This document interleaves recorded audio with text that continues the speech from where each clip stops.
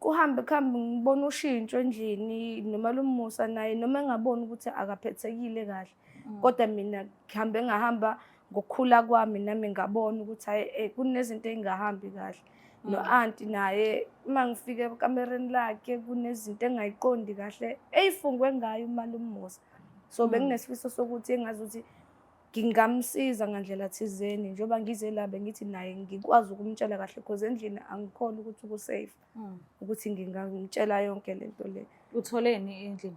Endlini into engiyitholile u-anti kungathi kuney'fungwana ay'funge ngaye ngithola ama-under wakhe umalume ngathola ibhluke lakhe ney'thombe plus nencwadi phakathi ebhaliwe ukusho ukuthi yena ufuna lokhu ngayo umalume engathi ngiyenzeka futhi ngiyabona ukuthi engathi kuyenzeka because umalume bewumuntu othanda ukusebenza kakhulu umuntu othanda ukuba busy so lokhu u-anti lokho ekhuluma akasakwazi umalume ukusebenza usewumuntu ngisho noma kuthiwa uvakashelwa abangani bakhe make kwakhuluma u-anti sezogxoma umalume abaxosha abantu abo umuntu nje ongazi ukuthi manje useyaphithanelwa manje ufuna ukubhekana no-anti nje Isibongo nala sokhona. uMusa Mthembu endaweni yase Emzimkhulu eMkhonya. Okay, Mkhonya. Emkhonya. Uyamazi sisi Mhlenani? Yebo umshanami sisi. Umshanakho? Yes. Nihlele kanjani ekhaya? Hayi singasho ukuthi nje sihleli kahle. Uyahlonipha? Hayi kakhulu nje ukumbona nje. Okay. So kunodaba ke afisa ukuthi adlulisele lona. Ucela ukukhuluma nawe. Ngicela ukuthi isikhathi sakho umlalelo. Yeah.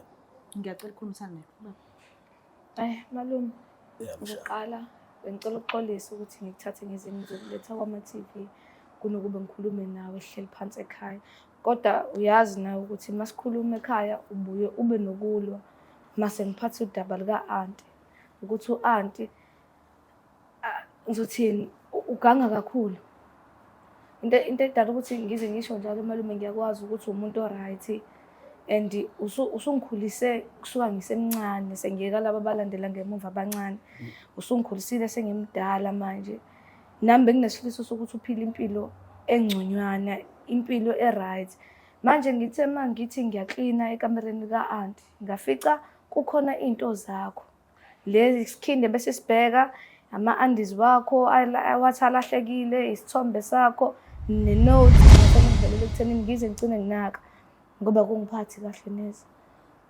Usho ukuthi mhlambe mshana ufuna ngiyophalaza ngiphazele ngoba phela uthando nje akho kuvuvuzela la mhlambe uthando lifakiwe mhlambe ikeshezana mhlambe imithethisi.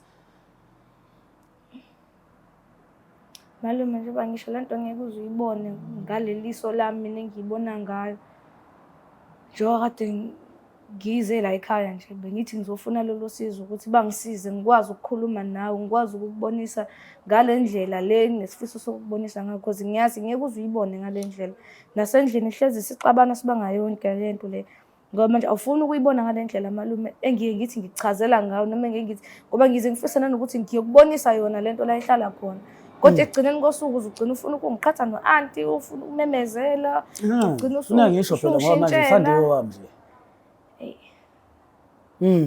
Indaba ungafuni ukuthi akutshengise lezi zinto la athi uyibone khona. Ukuthi hey into nje sangidinana engicasulayo ukuthi aze angiveze komabona kude. Ucwelo. Nanokuba ngibona nje umakhelwane bazothina umakhe bayangiboni. Sawubheke nje umalumekazi endle. Umalumekazi endle uveza ku TV. Ungathanda lokho nankosazana. Okay, ngiyamxolisela. Kodwa uthi uyachaza ukuthi uzamile ukukhuluma nawe malume endlini kodwa awutshengisanga ukuba ukwazi ukumuzwa so ingakho ezegcina ngokufika la but lokho akushoyo mhlambe kuphatha kanjani ngiya-understand ukuthi uyamthanda u-anti wakhe but lokho akushoyo azathathe nje isinqumo sokuthi akeze ka-Black Life TV ucabanga ukuthi kusho ukuthini kuyena noma kusho ukuthini kuwena? Khona masusho kanjalo sisikona kushuthi kuyangivula amehlo ukuthi na umshanami ngeke kodwa futhi adlale ngami kodwa futhi manje kunzima ngoba manje angikholwa lento.